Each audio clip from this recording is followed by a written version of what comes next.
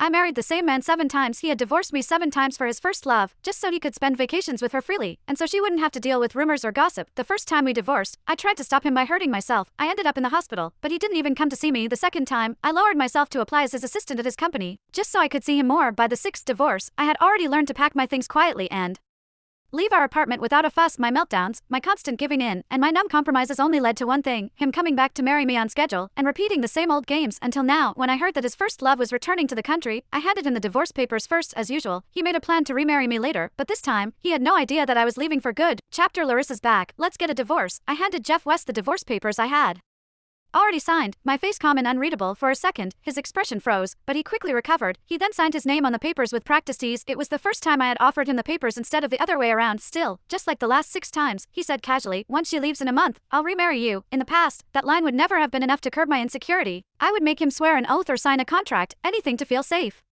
This time, I felt nothing. I had no desire to respond at all. "Helen, are you even listening to me?" Jeff frowned, clearly annoyed by my silence. I just nodded. Yeah, but my hands kept moving, folding clothes and packing them neatly into boxes. When Jeff said he would remarry me, he always meant it. Everyone in the business knew him as a man who kept his word. We didn't seem like a real couple anyway. We were like two business partners with a contract that needed renewal, signing 2 papers every once in a while, one for marriage and the other for divorce. By now, I had signed 13 papers. I remembered him saying at our wedding that he would never betray me during our marriage, and he hadn't. After the divorce, he was free to be with anyone he wanted. The only cost was that I became the kind of person everyone in the social circle knew could be summoned or dismissed at his whim. But today, my calmness seemed to throw him off. He could vividly remember how I had behaved during our divorce in the past. I had been hysterical, even self-destructive. Now, he watched me pack efficiently, faster than ever, and he looked a little unsettled. Maybe this time, I should move out instead. I slammed the large suitcase shut with a thunk, cutting him off. I already told my friend I'd stay at her place for a few days. Jeff seemed to have thought of something, and his face darkened even further. "You're not planning to sneak into my office again, are you? Pretending to be an assistant just to spy on me? Can't you do anything for yourself? Are you so lost without a man?" I understood what he was doing immediately. He just didn't want me showing up at his office, disturbing him and Larissa Osborne. After all, she was only back for a short visit. Jeff would always hire her to be his chief assistant, staying close to him at all times. Chapter: After our second divorce, I had applied and got hired as Jeff's assistant. I carried his favorite caramel latte, heart racing